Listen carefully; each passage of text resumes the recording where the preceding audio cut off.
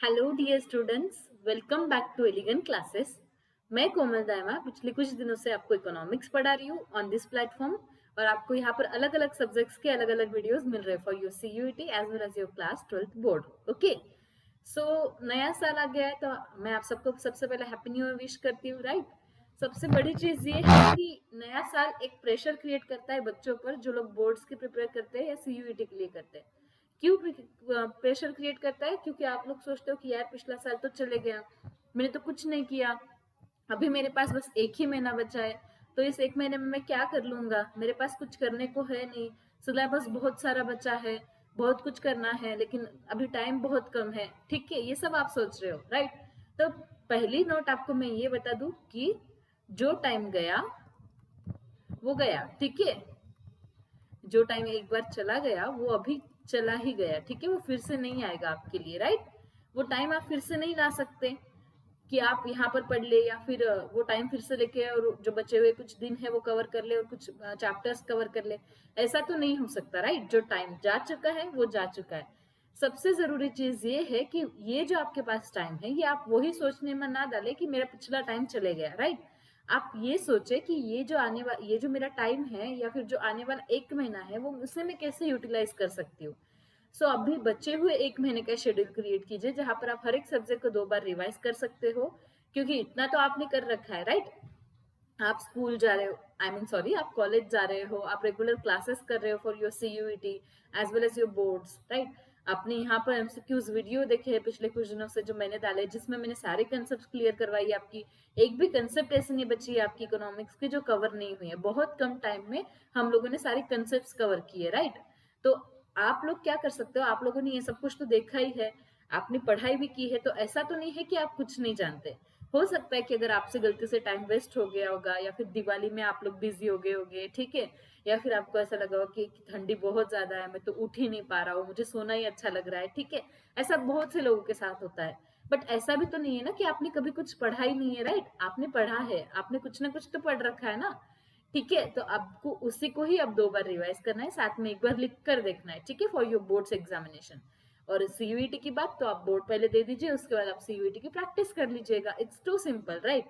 तो जो टाइम जा चुका है उसके बारे में आपको नहीं सोचना है, जो टाइम आपके हाथ में है उसके बारे में सोचिए, क्योंकि ये आपके लिए जरूरी है, ना कि ये कि पिछले क्या हुआ था, राइट, पिछले कुछ दिनों में क्या हुआ था, राइट। तो आप समझ गए मुझे क्या कहना है? Okay, fine. तो हमने current issues confronting the Indian society का पार्ट 1 किया था। Actually this is the current issues confronting the Indian economy. ये एक्चुअली ये नाम नहीं है, इसका नाम क्या है, current challenges confronting the Indian economy, ठीक है। Current challenges of Indian economy, ये इसका नाम है चैप्टर का, लेकिन मैंने इसको थोड़ा सा मॉडिफाई किया है मेरे तरीके से, ठीक है। तो हमने पार्ट 1 किया था, ये पार्ट 2 है, इसमें हम बचे हुए दोनों टॉपिक्स कवर कर लेंगे। ओके, रूरल डेवलपमेंट हमारा बचा था, मैंने बताया था आपको पिछले वीडियो में, तो पहले वो करेंगे, उसके बाद एनवायरमेंट एंड सस्टेनेबल डेवलपमेंट वाला टॉपिक, ठीक है। तो अभी हम ये 2 चैप्टर ये टॉपिक कवर करते हैं, ये पार्ट 2 है, और इसके बाद हम हमारा last and final chapter cover करेंगे। फाइन, चलिए आगे बढ़ते हैं, start with the next question. Again ये एनसीईआरटी ऐसी है जो आप खुद ब खुद करेंगे फिर भी आपको समझ आ जाएगी, और जो कुछ भी कंसेप्ट समझने जैसी है वो मैंने यहाँ पर कवर की है, तो you don't have to worry. मतलब अगर आप इसे सिर्फ रीड कर लोगे तो भी इट्स ओके, समझने की जरूरत नहीं है आपको। एंड ये सिर्फ आपके सीयूईटी वाला पार्ट है तो इजी भी है आपके लिए, राइट। ठीक है, चलिए। What are the key responsibilities of members of parliament under the Sansad Adarsh Gram Yojana, ठीक है।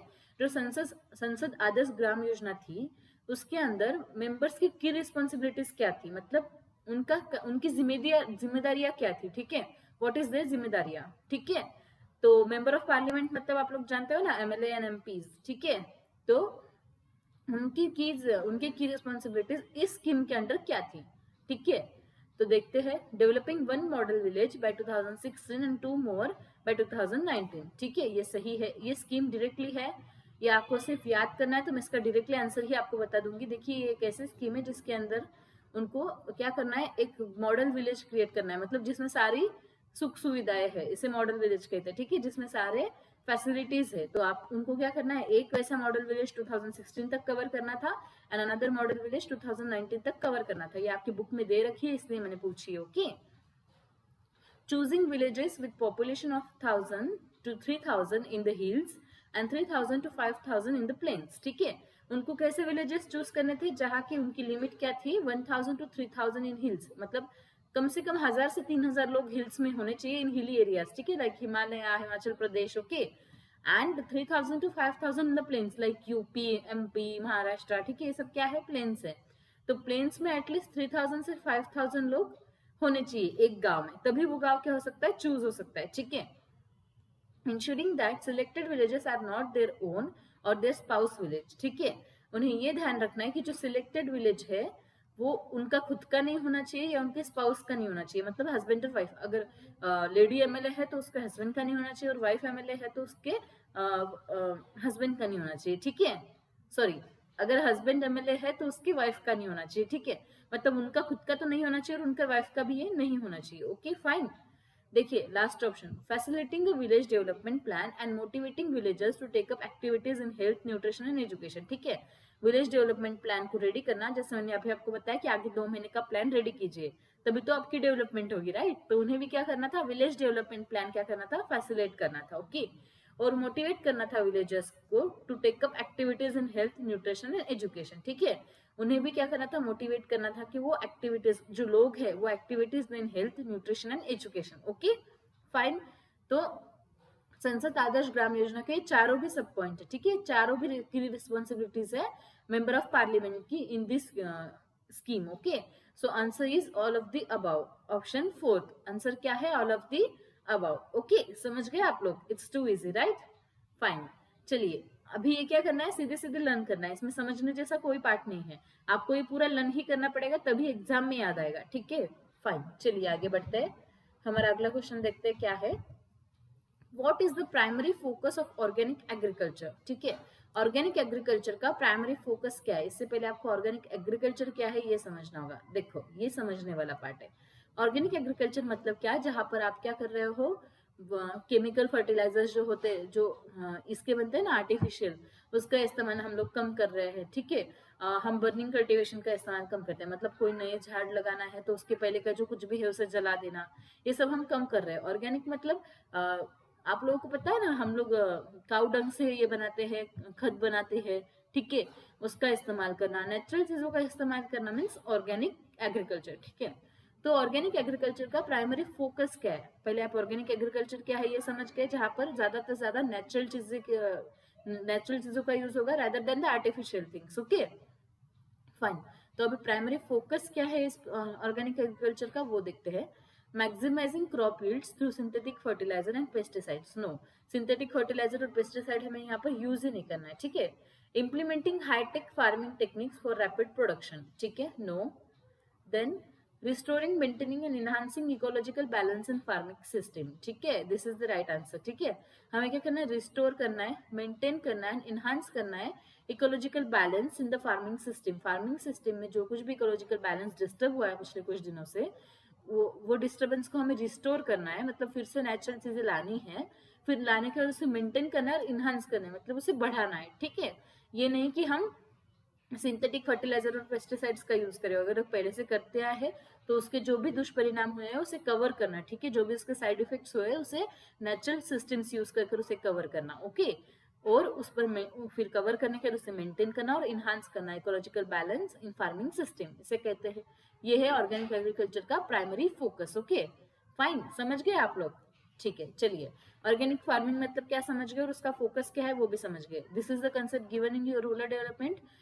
मैंने इसके पहले भी सारे कंसेप्ट पढ़ाई है, ये भी पढ़ा चुकी हूँ, ये भी समझने वाला पार्ट है। एक बार अगर आप कंसेप्ट समझ जाओगे तो आंसर देना बहुत ज्यादा इजी है। ठीक है, तो बस इतना ध्यान रखिए कि कंसेप्ट तो आप समझ ही लो। ठीक है, सीयूईटी के लिए अगर कुछ नहीं भी याद रहता है, आपको भूल भी जाते हो आप लोग, तो कंसेप्ट वाला जो पार्ट है वो अगर आप एक बार कर लोगे तो you can easily tackle the questions, right, आप आसानी से क्वेश्चंस कर पाओगे। ठीक है, चलिए आगे बढ़ते हैं, हमारा नेक्स्ट क्वेश्चन डिस्कस करते हैं, विच इज ऑन एम्प्लॉयमेंट। ठीक है, एम्प्लॉयमेंट वाला एक चैप्टर है, सॉरी मैंने बताया नहीं आपको, स्टार्टिंग में दो क्वेश्चन रूरल डेवलपमेंट के थे, अब थर्ड क्वेश्चन से एम्प्लॉयमेंट वाला चैप्टर स्टार्ट होता है, ग्रोथ, इन्फॉर्मेलाइजेशन एंड अदर इश्यूज। ठीक है, तो देखते how can the worker, employment मतलब जानते हो ना, राइट। देखिए अगर आप लोग जॉब कर ढूंढ रहे हो और आपको जॉब है देन यू आर एम्प्लॉयड। ठीक है, और अगर हमारे पास जॉब नहीं है तो हम क्या है, अनएम्प्लॉयड है। ठीक है, this is called as employment, it's too easy, fine. चलिए अभी देखते हैं question. How can the worker population ratio for India be calculated. ठीक है, वर्कर पॉपुलेशन का रेशियो किस तरीके से कैलकुलेट होता है। ठीक है, इसका भी सीधा सीधा आंसर बताती हूँ। Again this is the remembering वाला part, right. Divide the total number of workers in India by the population in India and multiply by 100। ठीक है, ये है क्या, आपको क्या लगता है ये हो सकता है? ये सीधा सीधा आंसर मैं बता देती हूँ क्योंकि ये लर्न करने वाले पार्ट में आएगा, राइट। चलिए देखते हैं इसका सही आंसर। यस, इसका करेक्ट आंसर ऑप्शन सी ही है, that is divide the total number of workers in India by the population in India. मतलब जो total numbers of worker India में ओवरऑल है उन्हें क्या करना है, डिवाइड करना है वो पॉपुलेशन ऑफ इंडिया से और उसे मल्टीप्लाई करना है 100 से। तो यहाँ पर आपका वर्कर पॉपुलेशन रेशियो आ जाएगा। ठीक है, this is the remembering part, आपको अच्छे से लर्न करना है, इस पर क्वेश्चन आ सकता है।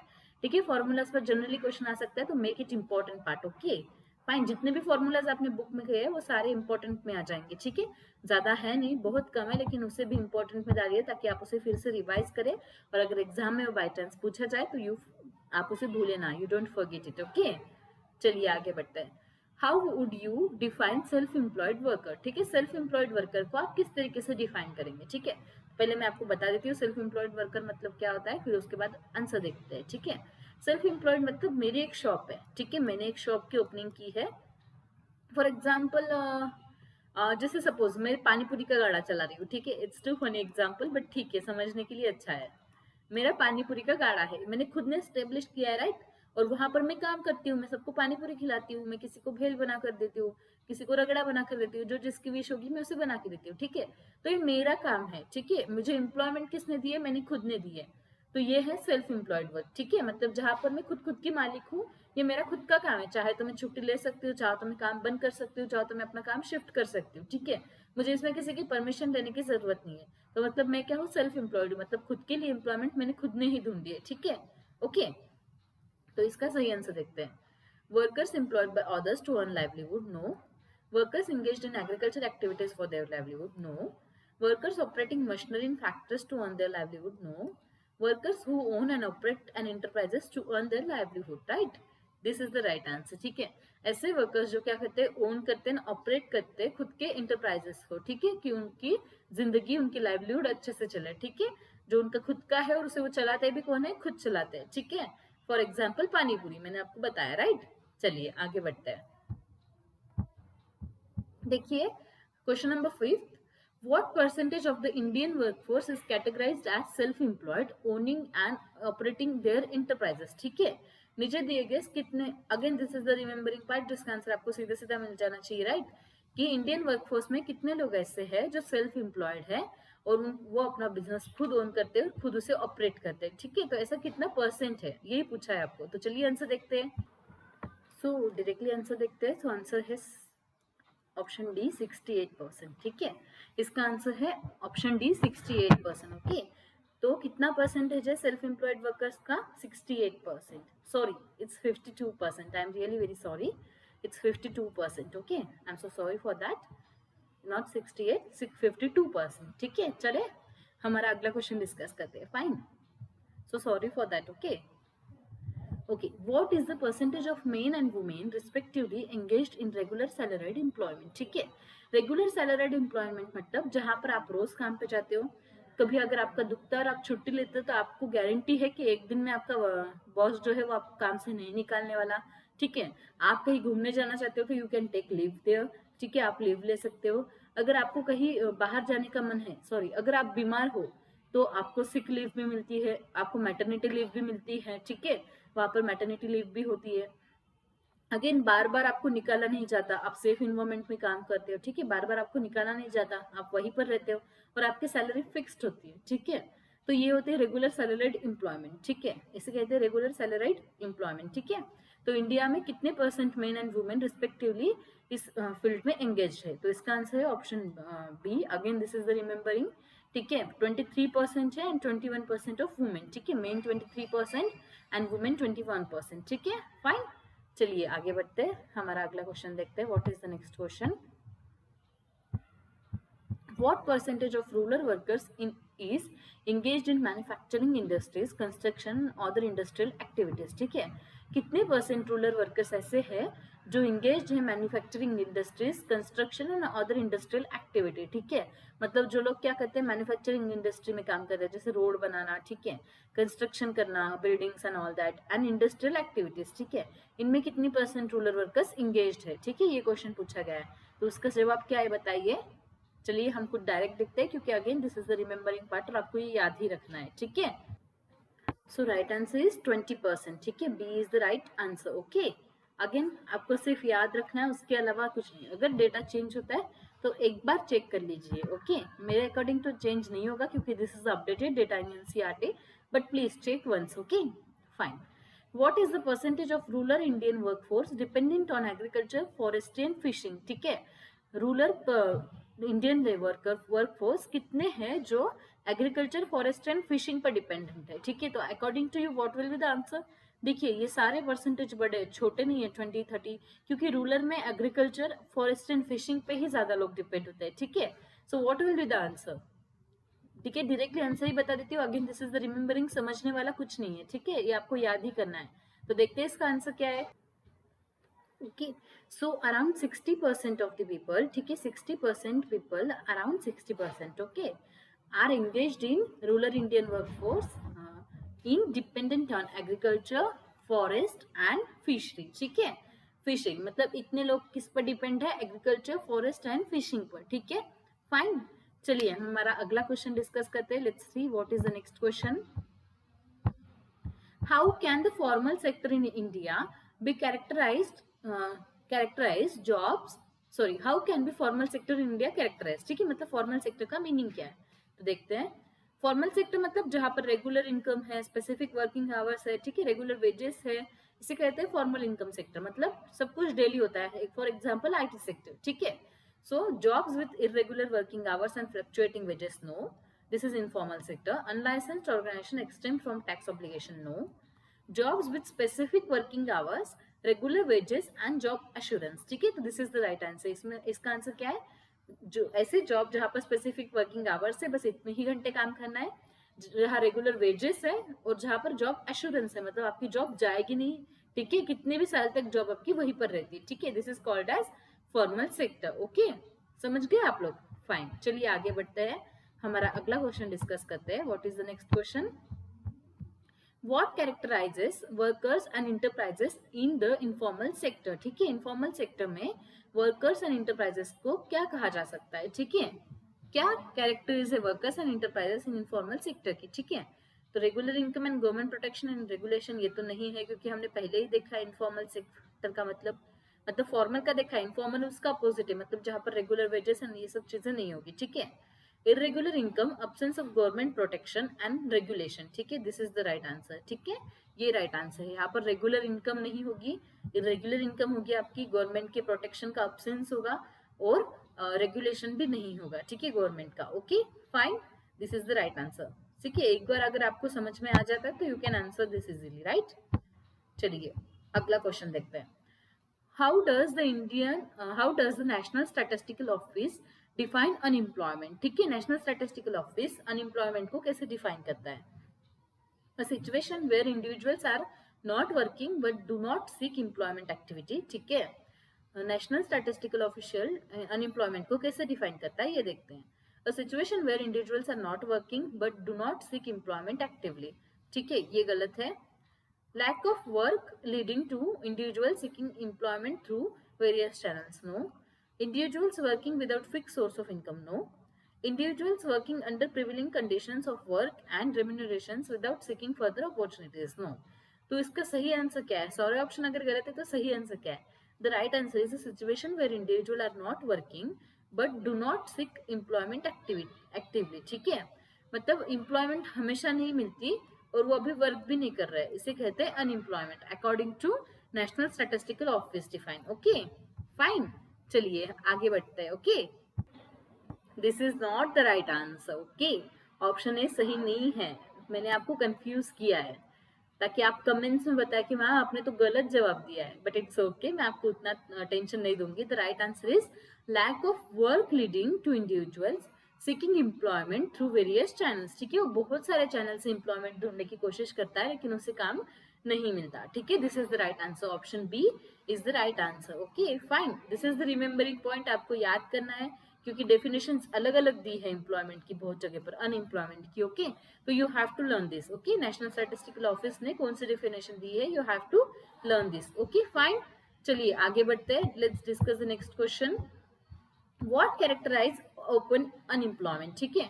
ओपन अनएम्प्लॉयमेंट का मतलब क्या है? A person who is willing to work despite having education, a person willing to work educated but unable to secure a job, a person engaged in informal sector, work without formal education, a person with multiple job offers but choosing not to accept any, ठीक है। तो इसका सही answer क्या है? Open unemployment मतलब बताइए इसका सही आंसर क्या हो सकता है? Answer B is the right answer, a person willing to work educated, उसको काम करना है, वो एजुकेटेड है बट उसे जॉब नहीं मिल रही, ठीक है। This is called as open unemployment, ठीक है। इसे कहते हैं ओपन अनएम्प्लॉयमेंट। ओके फाइन, मतलब उसे काम करना है, वो एजुकेटेड भी है लेकिन जॉब नहीं मिल पा रही है, ठीक है। ये है सही आंसर। ओके फाइन, चलिए आगे बढ़ते हैं। This is the next question. What defines the disguised unemployment? Disguised unemployment का मतलब क्या होता है ये देखना है, ठीक है। चलिए देखते हैं। A situation where labor force is highly productive leading to job redundancy, ठीक है, ये गलत ऑप्शन है। A redundancy in the labor force resulting in lack of jobs, ये भी गलत है। The workforce operating at maximum efficiency with no employment, ये भी गलत है। A condition where part of the labor force remains unutilized and productivity is effectively zero, ठीक है।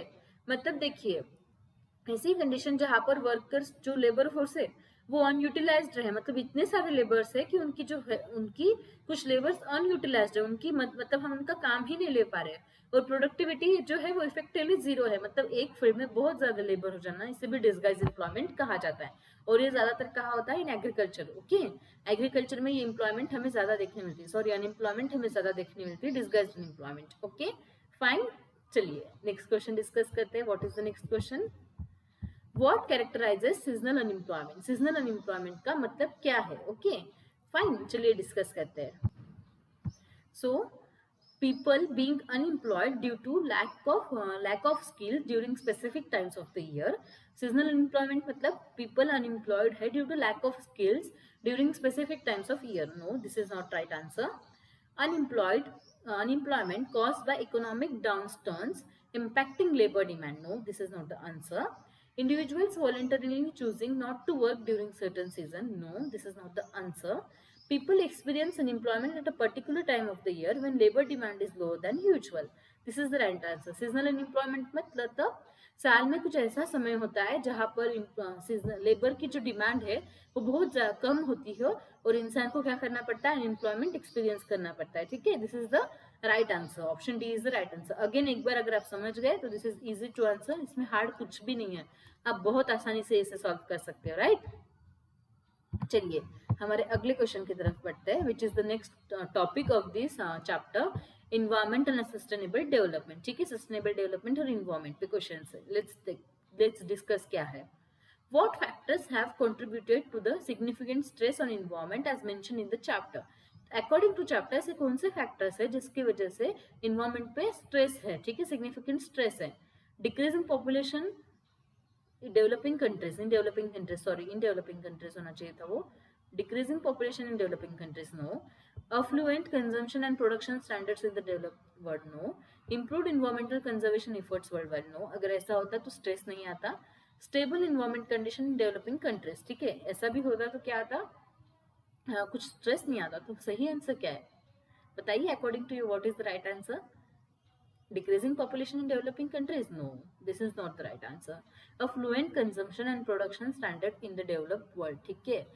मतलब देखिए affluent consumption and production मतलब कुछ हिसाब ही नहीं है कंजम्पशन एंड प्रोडक्शन का, कितना भी हम लोग क्या कर रहे हैं, बहुत ज्यादा प्रोडक्शन कर रहे हैं, बहुत ज्यादा कंजम्पशन कर रहे हैं, ठीक है, इन डेवलप्ड वर्ल्ड, ठीक है। This is the right answer, ठीक है, option B is the right answer. Okay fine, तो ये आपको क्या करना है, again this is the learn वाला पार्ट आपको लर्न करना है, या फिर आप समझ भी ले सकते हो लेकिन आप वर्ड में कंफ्यूज हो सकते हो, ठीक है। इसमें मैंने भी गलत जवाब दिया था पहले कि आप कंफ्यूज हो जाए, ठीक है। तो सही आंसर यही है, option B is the right answer. Okay What does observative capacity in the context of environment primarily refer to? Absorptive capacity primarily refer to environment में इसका मीनिंग क्या है? The ability of the environment to generate degradation. Okay. The ability of the environment to resist all forms of degradation. Okay. The capacity of the environment to absorb and induce radiation. Okay. The ability of environment to eliminate all traces of degradation. So according to you, what will be the right answer? Observative capacity का मतलब क्या हो सकता है according to you?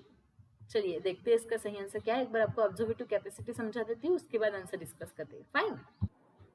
So the right answer is the ability of the environment to absorb and endure degradation. ठीक है, मतलब environment की ability कि वो क्या करे, ऑब्जर्वेटिव कैपेसिटी मतलब क्या, वो डिग्रेडेशन को ऑब्जर्व करे और उसको एंड्योर करे. ठीक है, मतलब सफर करे. ऑब्जर्व करना मतलब हम किसी चीज को ऑब्जर्व करते हैं. ऑब्जर्व करना मतलब देखो, स्पंज जो होता है वो पानी को ऑब्जर्व करता है, ऑब्जर्व कर लेता है, राइट. तो ऑब्जर्वेटिव कैपेसिटी ऑफ इन्वायरमेंट क्या है कि वो क्या करती है, पहले बहुत हद तक क्या करती है, डिग्रेडेशन को ऑब्जर्व करती है. मतलब जो भी गलत हो रहा है उसके साथ इन्वायरमेंट में, वो सब कुछ वो ऑब्जर्व करती है. उसके बाद एंड्योर डिग्रेडेशन. ठीक है, मतलब उसके बाद वो सफर करती है. ठीक है, अपने आप को सफर कर लेती है. ठीक है, this is called as absorptive capacity. Okay fine. तो अगेन दिस इज द समझने वाला पार्ट. एक बार आपको समझ में आ जाए तो you can solve it, right. आप इसे आसानी से सॉल्व कर सकते हो. आप देख रहे हो आज हमने कितने जल्दी जल्दी सारे क्वेश्चन आंसर कर दिए, राइट. क्योंकि ये बहुत सा पार्ट लर्न करने वाला है. तो जो लर्न करने वाला पार्ट है वो अगर आप एग्जैक्टली फिट रखोगे ना दिमाग में, तो आपको सॉल्व करने में भी समय नहीं लगेगा. जितना समय आपको एग्जामिनेशन में मिलता है वो आप बहुत सा पार्ट जो लर्न करने वाला पार्ट है वो जल्दी जल्दी सॉल्व करके जो सोचने वाला पार्ट है वहां पर जाकर समय ले सकते हो, राइट. ठीक है, चलिए ये क्वेश्चन डिस्कस करते हैं. What percentage of the world's total iron ore reserves does India account for? ठीक है, इंडिया में कितना परसेंट ऑफ आयरन ओर है. ठीक है, इन शॉर्ट इंडिया में आयरन ओर के रिजर्व्स कितने परसेंट है. ठीक है, 5%, 8%, 12%, 15%. ठीक है, तो कितना हो सकता है, ये भी अगेन रिमेम्बरिंग वाला पार्ट है तो तुरंत आंसर देख लेते हैं. ठीक है, तो इंडिया के पास 8% टोटल आयरन ओर रिजर्व है. ठीक है, कितने परसेंट है, 8% total iron reserve. Again remembering याद कर लेंगे तो आप इजीली इसे सॉल्व कर सकते हो. ठीक है, this is the easy question for you अगर आप एक बार इसे याद कर लेते हो. ठीक है, what is the definition of sustainable development. Question बहुत बड़ा है, देखकर ही डर गए, राइट. लेकिन इतना आसान है ना, अभी आप देखना आपको बहुत ज्यादा इजी जाएगा. What is the definition of sustainable development as emphasised by the UNCED, United Nation conference on environment and development. ठीक है, तो इस कॉन्फ्रेंस के अकॉर्डिंग सस्टेनेबल डेवलपमेंट की डेफिनेशन क्या है. ठीक है, देखते हैं. Development that prioritise economic growth over environmental conservation. No, environmental conservation नहीं है, ओवर नहीं है. ठीक है, साथ में करनी इकोनॉमिक ग्रोथ भी और इन्वायरमेंटल कंजर्वेशन भी. तो ऑप्शन ए क्या है, गलत है. सस्टेनेबल डेवलपमेंट मतलब जानते हो ना, सस्टेनेबल डेवलपमेंट मतलब हमें इन्वायरमेंट इकोनॉमिक ग्रोथ तो करनी है बट इस तरीके से करनी है ताकि फ्यूचर जनरेशन को भी कुछ इकोनॉमिकल प्रॉब्लम्स ना आए. ठीक है, सॉरी, इन्वायरमेंटल प्रॉब्लम्स ना आए और हमारा इन्वायरमेंट भी बचे, साथ में साथ हमारी इकोनॉमिक डेवलपमेंट भी हो. This is called a sustainable development. Okay, चलिए ऑप्शन बी देखते हैं. Development that ensure the needs of the present generation at the expense of future generation. No, expense of future generation नहीं, दोनों को साथ लेके चलना है. फ्यूचर जनरेशन की भी डेवलपमेंट होनी चाहिए, प्रेजेंट जनरेशन की भी. Development that meets needs of present generation without considering the future generation. No. Development that meets the needs of present generation, okay, without compromising the ability of the future generation to meet their own needs. ठीक है, this is the right answer. मतलब हमें इस तरीके से development करनी है कि फ्यूचर जनरेशन की डेवलपमेंट को हम कॉम्प्रोमाइज ना करें. ठीक है, हमें फ्यूचर जनरेशन की डेवलपमेंट को कॉम्प्रोमाइज नहीं करना है. इस तरीके से हमें हमारी डेवलपमेंट करनी है. This is called as sustainable development. और ये डेफिनेशन किसने दी है, United Nation conference on environment and development. देखिए ये क्वेश्चन आ सकता है क्योंकि आपकी बुक में दे रखा है, टेक्स्ट बुक में डायरेक्टली आपकी लाइंस दे रखी है. तो this is the important point. ठीक है, या फिर ऐसा भी पूछा जा सकता है कि नीचे से दी गई कौन सी कॉन्फ्रेंसेस ने सस्टेनेबल डेवलपमेंट की डेफिनेशन दे रखी है. ठीक है, ये भी पूछा जा सकता है. तो याद रखिए, United Nation conference on environment and degradation, sorry development, इन्होंने एक डेफिनेशन दे रखी है जो ये है. ओके फाइन, प्लीज याद रखिएगा. This is the important question. इसे स्टार मार्क कर लीजिए मेरी तरफ से. आपको पूछा जा सकता है, 100% पूछा जा सकता है. ठीक है, फाइन, चलिए आगे बढ़ते हैं. Who provided the following definition of sustainable development? ठीक है, जो अभी मैं डेफिनेशन रीड कर रही हूँ किसने दी है, ऐसा पूछा है. Meeting the basic need of all and extending to all the opportunity to satisfy their aspiration for a better life. मतलब सबकी बेसिक नीड कंप्लीट करना, और क्या करना, अपॉर्चुनिटीज को एक्सटेंड करना ताकि लोग अपनी एस्पायरेशन फॉर बेटर लाइफ कर सके, मतलब उनकी विशेष जो है वो कंप्लीट कर सके फॉर बेटर लाइफ। ठीक है, दिस इज द क्वेश्चन। तो अकॉर्डिंग टू यू किसने दी है ये बताइए। हमने यूनाइटेड नेशन कॉन्फ्रेंस की डेफिनेशन देखी, वो अलग थी। वर्ल्ड हेल्थ ऑर्गेनाइजेशन की डेफिनेशन नहीं है। This is the definition of our common future. ये रिपोर्ट है, ठीक है, ये एक रिपोर्ट है जिन्होंने ये डेफिनेशन दी है। ठीक है, फाइन। आपको रिपोर्ट का नाम देकर डेफिनेशन भी दी जा सकती है, या डेफिनेशन देकर किसने दी है ये भी दिया जा सकता है। Okay fine. तो अगेन ये भी इंपॉर्टेंट है क्योंकि आपके बुक में डायरेक्टली दिया हुआ है, तो इस पर से सवाल आ सकता है। सो प्लीज प्लीज प्लीज इसे याद रखिएगा। ओके, जिन्होंने ये वीडियो देखा है वो तो पक्का याद रखेंगे, आई एम श्योर, राइट। चलिए आगे बढ़ते हैं, हमारा अगला क्वेश्चन डिस्कस करते हैं।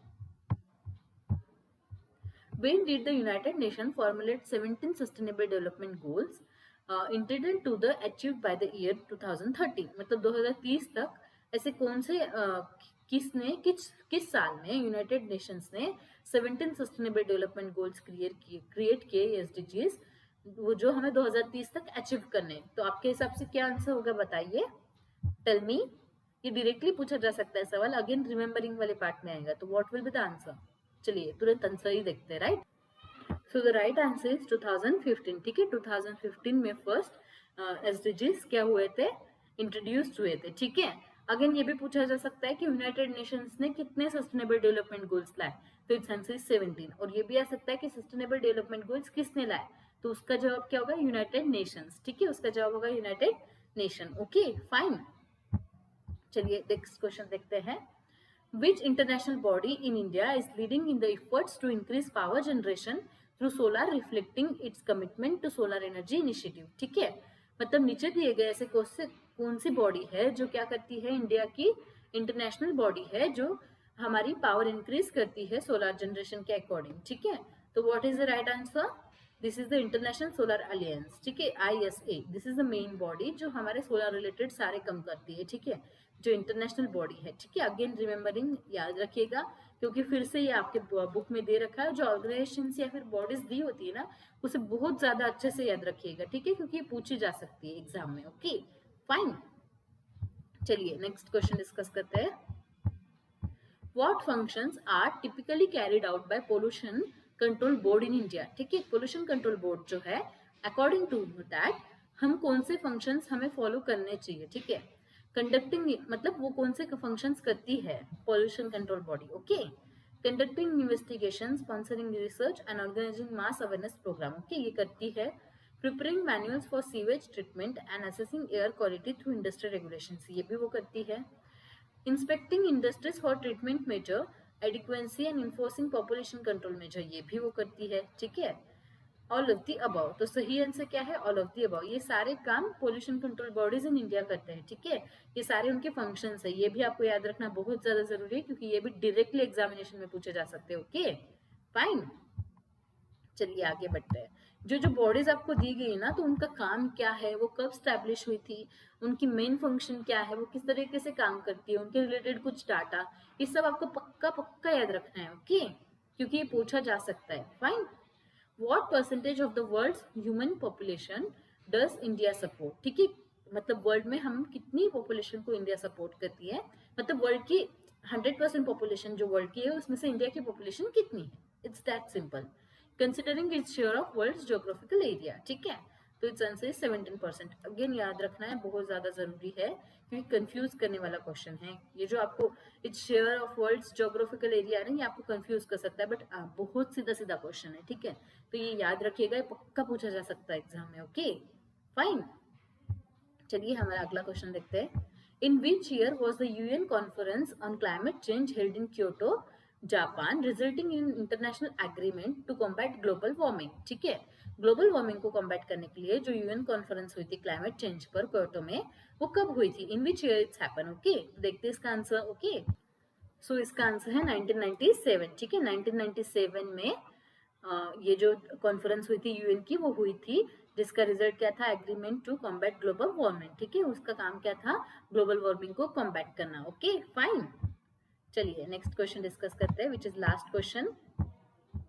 what was the main focus of international agreement reached at UN conference on climate change in Kyoto? Climate change का जो एग्रीमेंट हुआ था यूएन कॉन्फ्रेंस में, तो उसका मेन फोकस क्या था? ठीक है, तो इसका सही आंसर क्या है?